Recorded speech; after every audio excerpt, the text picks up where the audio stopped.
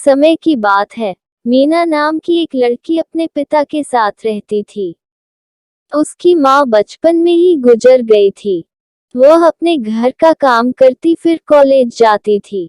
College जाते समय वह रोज रास्ते में एक जगह पक्षियों को दाना डालती थी।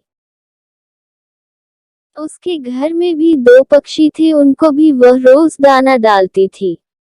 एक दिन उसको पक्षियों को दाना डालते जमींदार के बेटे ने देख लिया।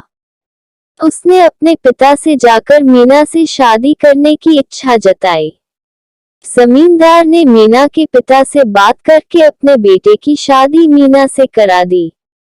मीना अपने साथ घर के 2 पक्षी भी लेकर ससुराल आ गई। वह उन पक्षियों को रोज दाना डालती थी। मीना की सास को यह बिल्कुल भी पसंद नहीं था। वह उन पक्षियों को परेशान करती थी। वह उनका दाना पानी जमीन में फेंक देती थी। एक दिन मीना की सास ने पक्षियों का पिंजरा ही जमीन पर फेंक दिया। उसे यह करते हुए मीना ने देख लिया। मीना ने मना किया तो उसकी सास ने मीना को ही डांट दिया। इन सब बातों से मीना परेशान रहने लगी। एक दिन मीना के पति ने परेशानी का कारण पूछा तो उसने सारी बात बता दी। उसके पति ने मीना को पक्षियों की भलाई के लिए उनको जंगल में छोड़ने की सलाह दी।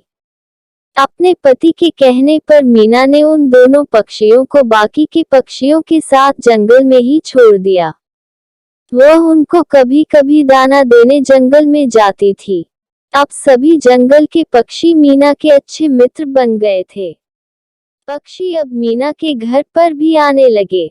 मीना की सास को जब यह पता लगा तो वह गुस्सा हुई।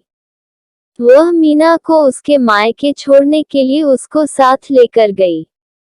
रास्ते में एक चोर ने मीना की सास के गहने चुराने की कोशिश की। तभी मीना के पक्षियों ने आकर चोर पर हमला किया, जिससे चोर भाग गए। इसके बाद मीना और उसकी सास घर ही लौट आए। अब मीना की सास की सोच पक्षियों के प्रति बदल चुकी थी। उसने मीना से कहा कि अब हम दोनों चिड़िया को दाना देने चला करेंगे और पहले के 2 पक्षियों को घर वापस लेकर आएंगे। यह बात सुनकर मीना बहुत खुश हुई।